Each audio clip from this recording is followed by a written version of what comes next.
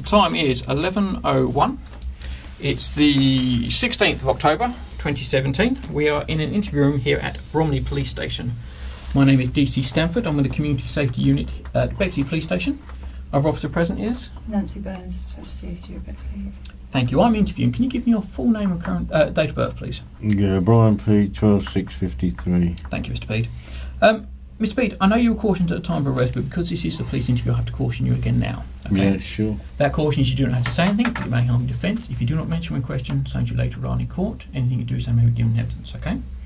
I know you've been interviewed before, but I have to break it down, so I'll break it down in three parts. I'll do with everyone. No problem. First part's very simple. I'm going to ask you a series of questions here today. It's your legal right whether you choose to answer them or not, okay? Of course.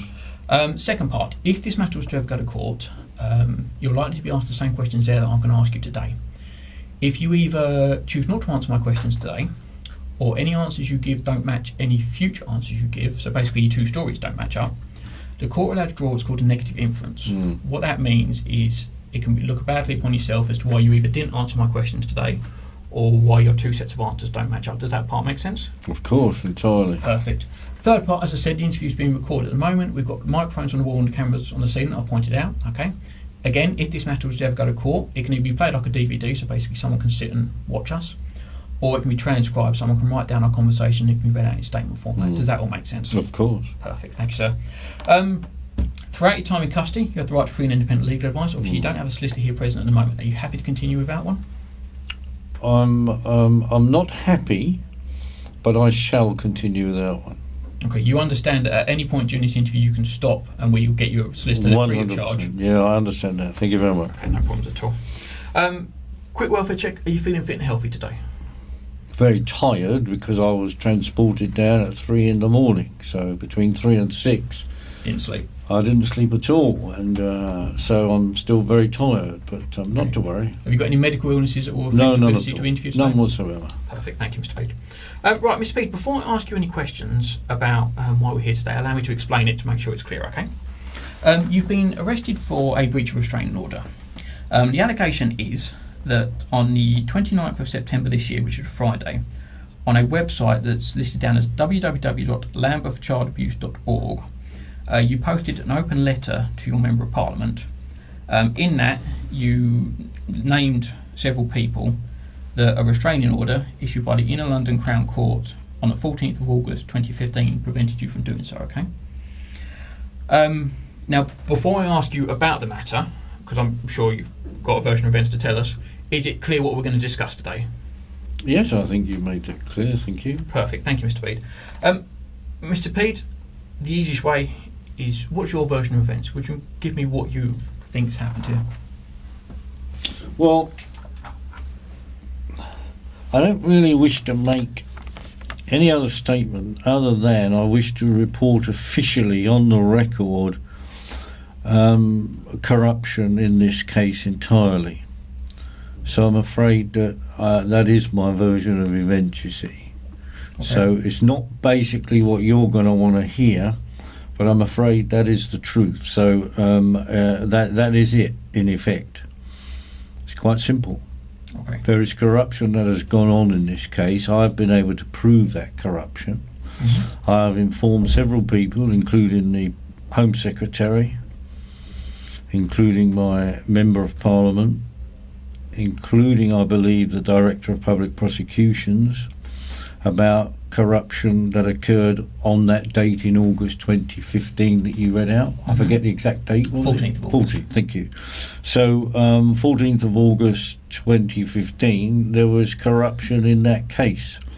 I reinvestigated that case on my own because I knew the police wouldn't, and consequently I uncovered corruption. So it's quite simple, I'm afraid.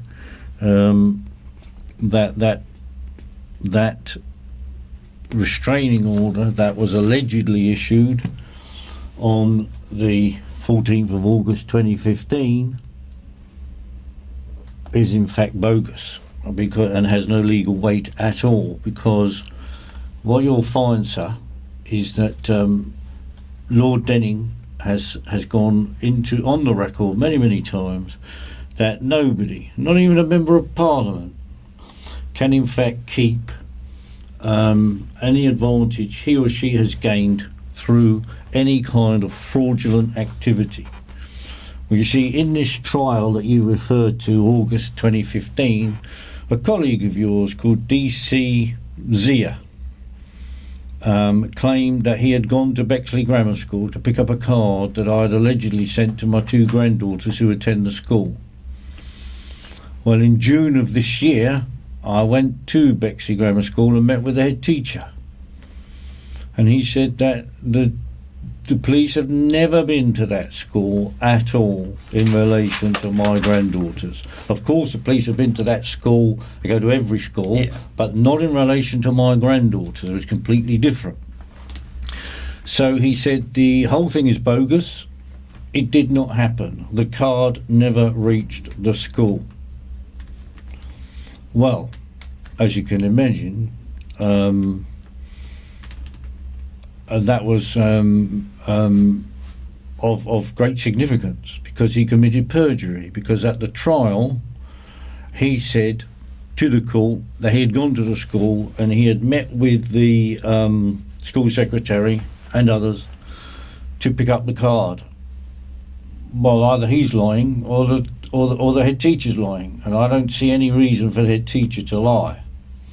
And so after my meeting with the head teacher, I sent a affidavit to him that I wrote out asking him to sign. I've not yet got that back.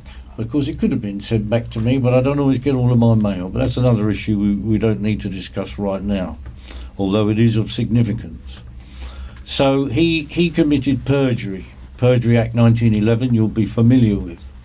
And consequently, that's a fraudulent trial. And equally in 2011, the 1st of November, Bexley Magistrates, 1st of November 2011, that has got corruption all over that case as well. So I could go into more detail if you would like me to. It's mainly going to be around the 2015 I thought it would be, because you see that's how the law works, is it narrows it down to try to find you guilty, not to actually find you innocent. So you see the 2015 case was built on the 2011 case. Well, I'll have to refer to Denning again, I'm afraid. You cannot build something on nothing. So the 2011 case was wrong, was rotten to the core.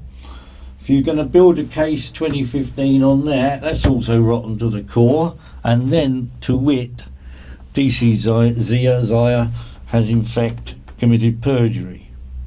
Okay. So, I'm going to ask you a couple of questions in more depth in a second, but so just so I get your explanation correct, what you're telling me is, as far as you're concerned, the court case that issued that restraining order didn't have the power to issue it to you. Correct, it can't do. And I've checked this out with my MP, who's also a barrister in QC.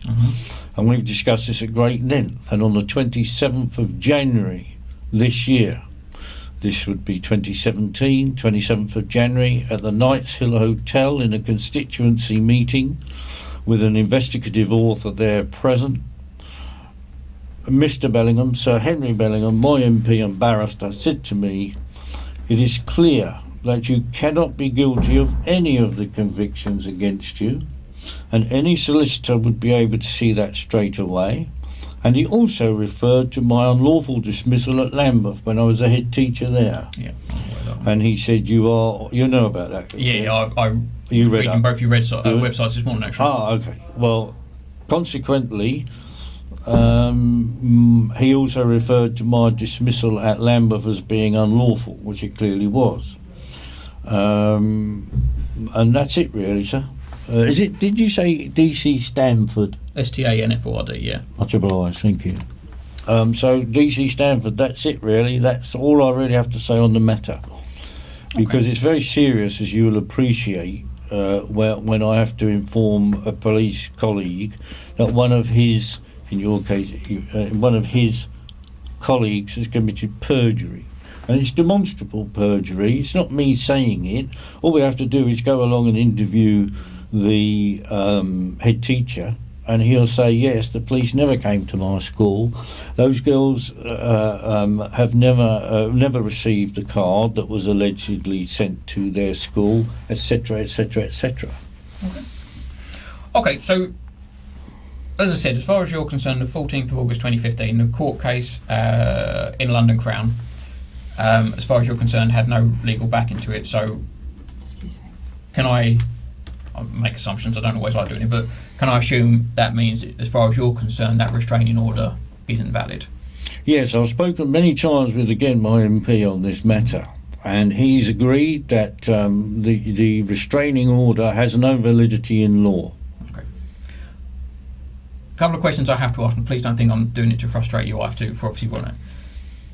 Were you aware of the conditions? Whether you agree with the order or not, were you aware of the conditions of that restraining order issued on the 14th of August 2015? Were you ever served a copy?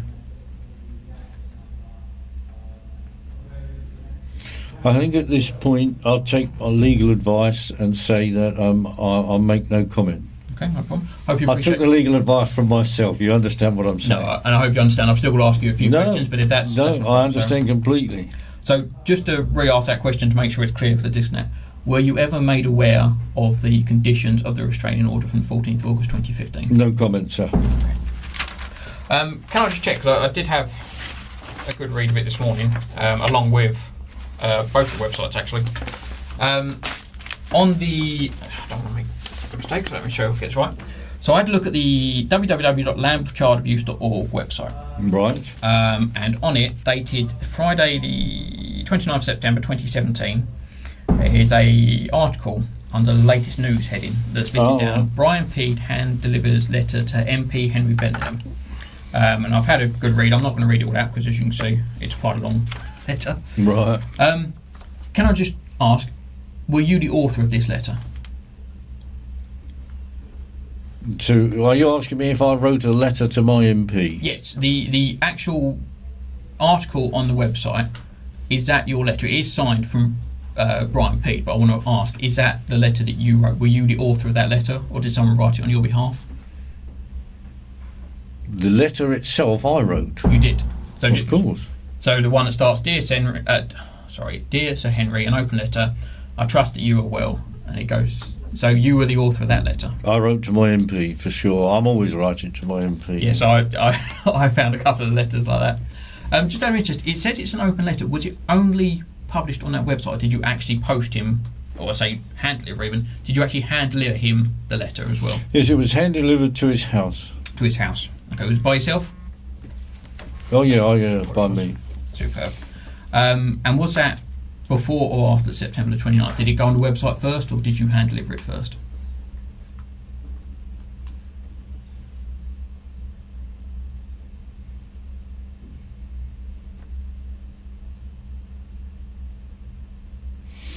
I do believe it must have been given to him first, because I wouldn't then have been able to say it was hand delivered. Perfect. Okay.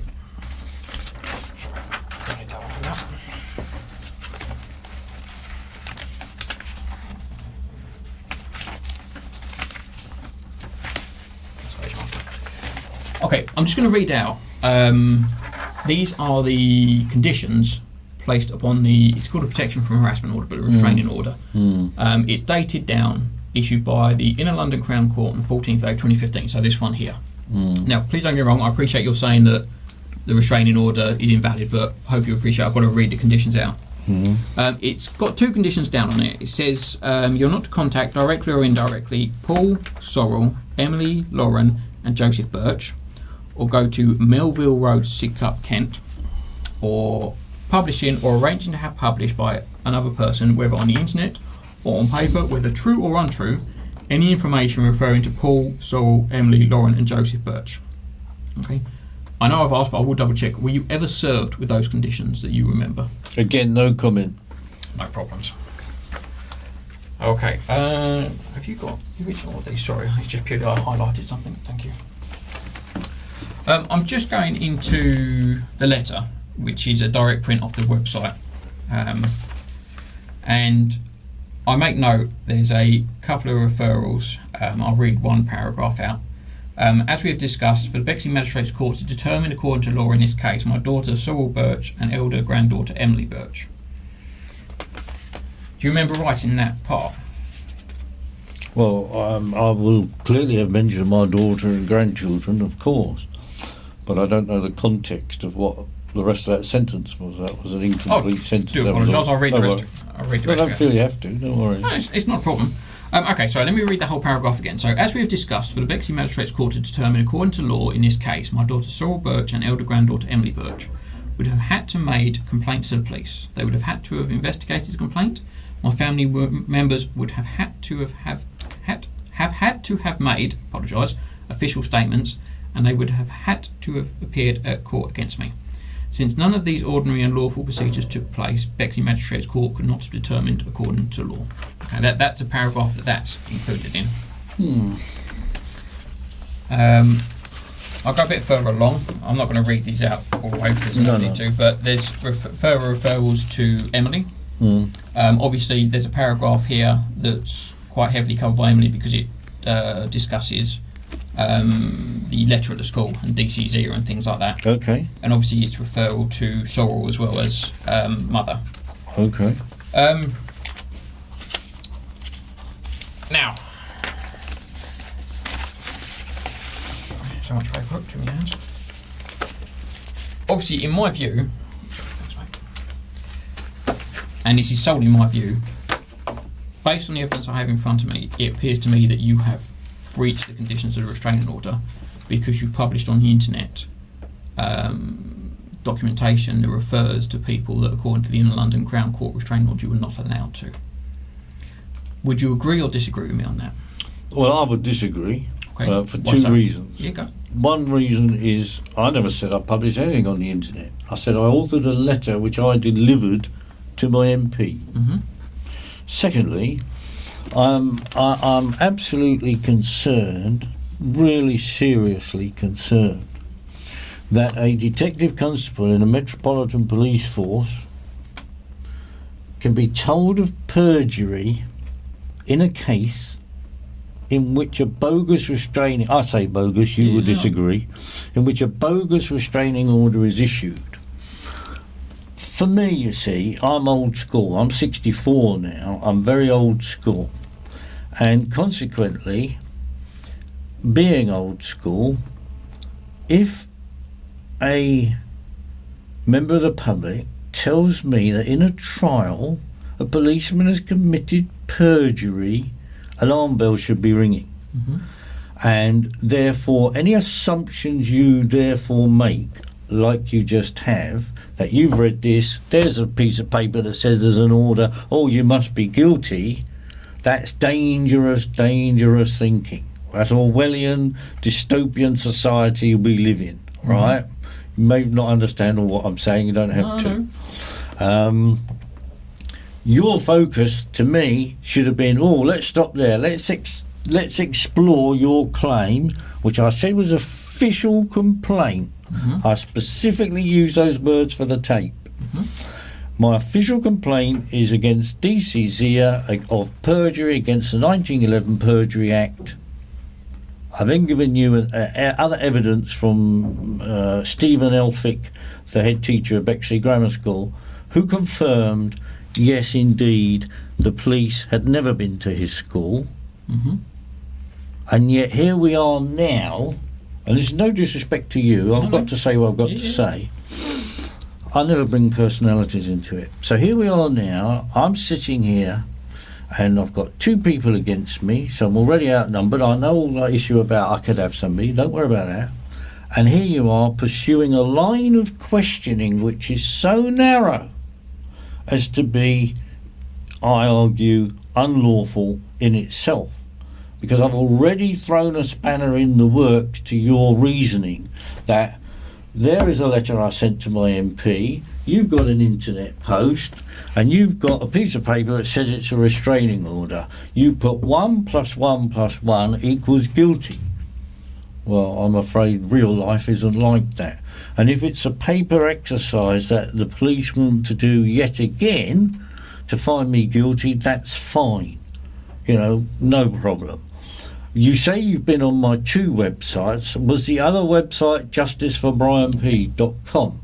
And did you read on there, did you see on there a copy of my latest book that I'm in production of writing, which is called Blueprint for Abuse and State-Controlled Child Abuse? No, I think I got as far as 10 weeks, 12 prisons.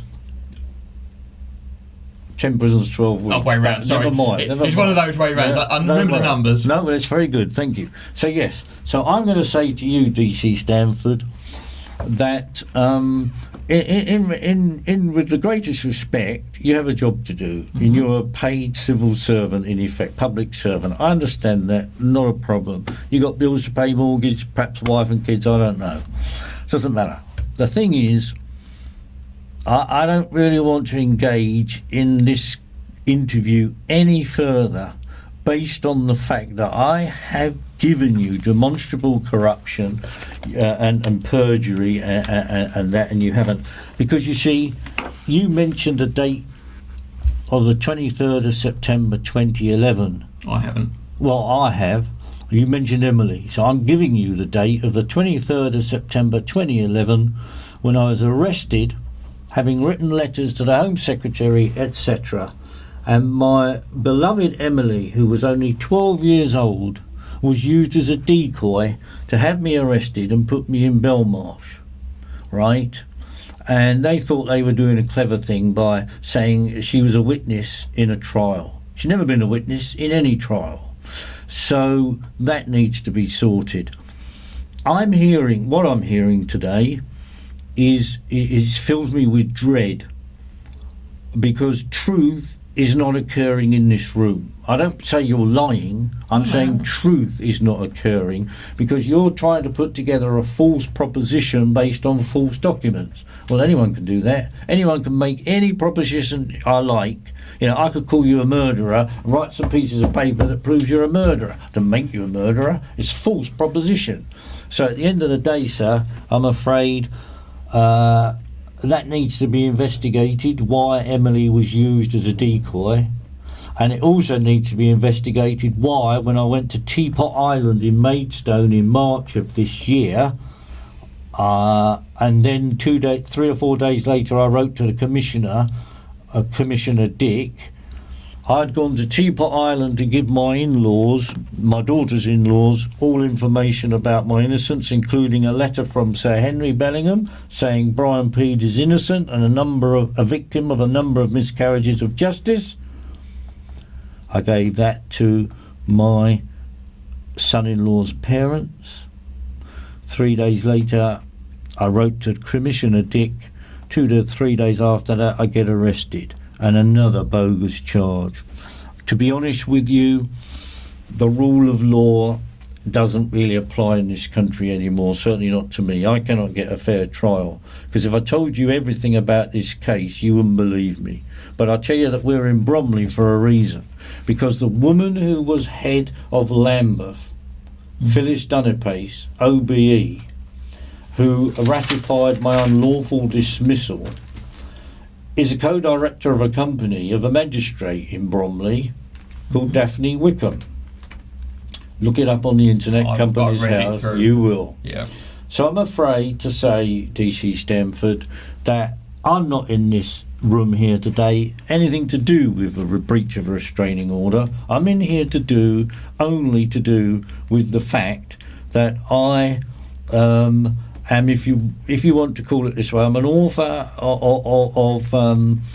of books related to child abuse. For my own personal reasons, I was abused as a child in a children's home. I got away with it lightly compared with my brother, who was 8 or 9 and was buggered regularly by police officers, by priests and everything else, right? So that's my motivation. Right, so I will expose everything I can to my dying breath about organised abuse. And if you've been on my website, you'll see another book there, not written by me, written by a journalist in Ireland called Bruce Arnold, and he wrote about all the schools and homes in Ireland. He called it the Irish Gulag. Gulag is a word for prison, right? Yes. And so consequently, Mr. Stanford, I'm afraid to say, I've trod on some very powerful toes, which is why I'm here. You are just being used as a pawn, and your colleague next to you is also being used as a pawn. You may not see that, I don't expect you will, but there's a much, much bigger backstory to this than you realise. And I've now got that on the tape, and that'll do me. Okay. There's no need for me to drag this out, I don't need to, but there's just a couple of questions I want to ask you. Obviously, it's whether you choose to answer them is not a problem. So obviously, we've said that you wrote that letter. That one's not up for dispute. You did raise a point, which I'm going to ask you directly about now. Were you the person who posted that article on the website? I'm not prepared to say, no comment. Okay, no problems. Are you one of the admins for that website? Do you have editorial control? Again, no comment. Okay. Does anyone else have editorial control? No comment. Okay. Does anyone else post either under their own name or under your name? No comment. Okay. Are you aware of everything that's placed upon that website? Well, of course not, because you know, how do I know something's not being put on there right now while I'm in this room with you? So I can't be always aware, can I? It's impossible. No, that's the nature of a website. I noticed there is a comment section. Obviously, that can be accessed by any member of the public. But the actual main content, these letters, is there anyone else that has access to post other than yourself? Yes. Okay. But are you aware of all the main posts? Not the comments, I wouldn't expect you to be aware of that, but the actual posts that go on the website, are you aware of everything that goes up? I'm aware of the ones I write, of course. Okay, so you're aware that this letter went up onto the website on the 29th of September? Well, it's on there, isn't it? You've seen it. It's there on the internet. Okay. What sort of internet access do you have? Do you work from a home office? No, I don't have the internet at home. I don't want it at home. Okay. Okay. Well, I'm going to be very specific. I know you've answered them, but I'm going to be specific to the point. Whether you agree with it or not, were you aware of the restraining order issued by in London Crown Court on 14th August 2015? No, I'm not going to answer that question, Mr. Stanford, based on the fact that it's quite clear where this is going. It's quite clear that you want to incriminate me in a breach of a restraining order so that A, I can be imprisoned, and B, that the authorities, as they like to call themselves, though they have no authority over me, I'm quite capable of managing my own life, I'm sure you can, that the authorities like to pretend that there is a restraining order in place, right? And also what fills me with dread is you actually said that you read out the piece that neither my daughter nor granddaughter Emily had ever given evidence against me on the 1st of November 2011 at the Bexley Magistrates Court. And never made a complaint to the police, never made a witness statement, never turned up in court. Well, again, that should fill you with dread, actually. You should be saying to yourselves, or even saying to me, well, hang on a minute, how can that even possibly happen? Because it's against the rule of law. But I don't hear these things from you guys anymore, you see. When I went to see Detective Chief Inspector Clive Driscoll, he's on the website, he was a former Child Protection Officer for Lambeth, he told me, of course you can't be guilty. Of course you can't be guilty of any sexual offence, you cannot be guilty of the criminal damage, of impersonating a barrister, which they'd done before, all sorts of nonsense, and of course harassment of my own family. Can't be guilty, he said. So how does a Detective Chief Inspector, how does an MP and a QC tell me you can't possibly be guilty, and then I find that I have two guys in here doing everything they can to try and find me guilty? You see, that only says to me, Mr. Stanford, sorry to, I saw you were going to interject, but that only says to me that the government, call it whoever you like, is still pursuing this course of conduct against me. And when I met DCI Driscoll 2015, 2 years ago, 2.5 years ago, because it was March, he said to me, I can tell you, because I've now left the Met, I can tell you that the Met is persecuting you. His word, not mine. You are flagged up, he says, as a very dangerous man. Not because of anything you've done, because of what you write about.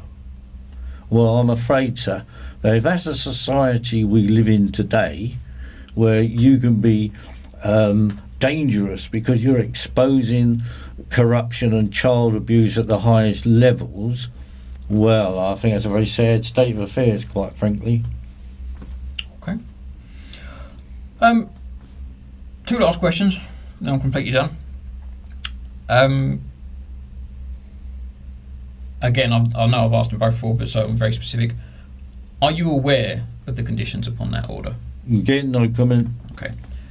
And in your view, and this isn't in your view, it's no trick to this one, in your view, are you guilty of breaching a restraining order? Absolutely not. Perfect. Sorry, please? I'm sorry when you... Sorry.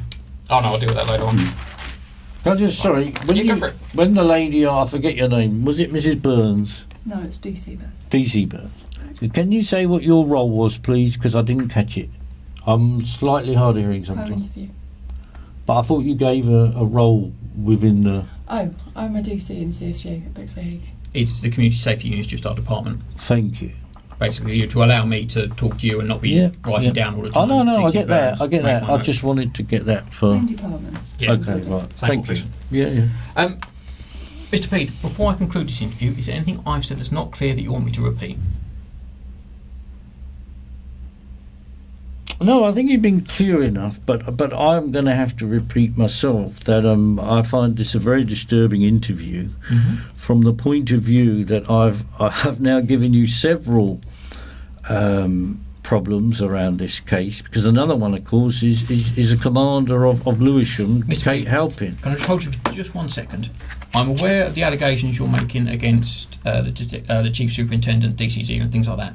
My understanding is all of these complaints have already been made. You've obviously already made them to your MP. They've never been investigated. But you've already made them. They've never been investigated. Okay, what I'm saying though is if you've already made the complaint, They've never been officially made to the police. but you made them to the MP, Yeah, well, what's he going to do with them? but the MP He's then an refers MP. you straight to the police. Well, you'd think so. He's never given me any indication he's done that. Nothing in writing, nothing verbally. So there's an issue there. My understanding is you're... That's it. What did you think about this crazy case?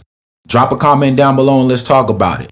Also, make sure you like and subscribe to the channel so you never miss another upload. And speaking of which, click this video on the screen right now for another truly bizarre case. Till next time.